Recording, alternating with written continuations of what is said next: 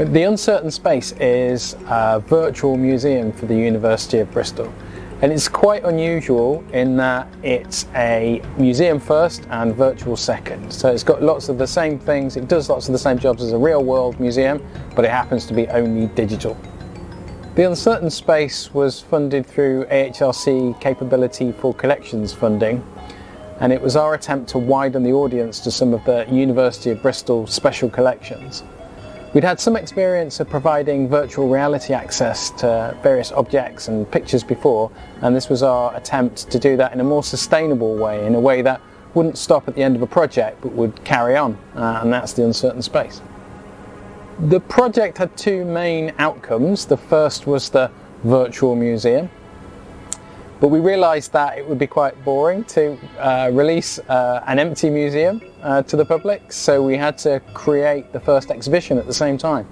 So as well as the museum, we had the first exhibition, which is called Secret Gardens, and was co-produced with a group of young people.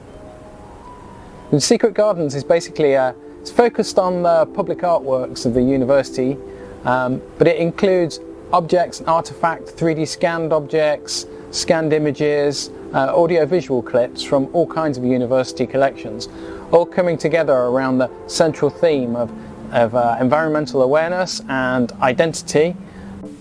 We worked with two groups of young people. They were two groups of young Bristolians. The first core group were a group of 11 to 18-year-olds, and they were the ones who we co-produced the exhibition with. And they were a fantastic group. They didn't know each other beforehand, so they came together on this project.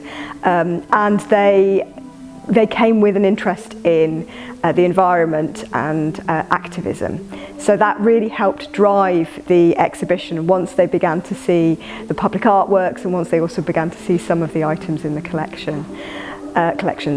And that then enabled us to help give them a whole series of choices. They could choose from them and help us create an exhibition, which was the first virtual exhibition for the virtual museum.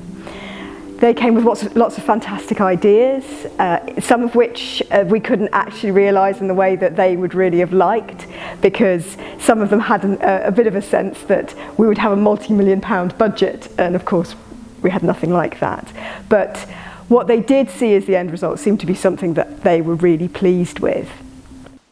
They also seemed to really enjoy the process, because in that process they got to think through their ideas as they were talking, and this seemed to be something that they suggested in feedback wasn't something they were particularly used to. So I think we helped them develop a few skills and confidence in that area, which was really satisfying for us.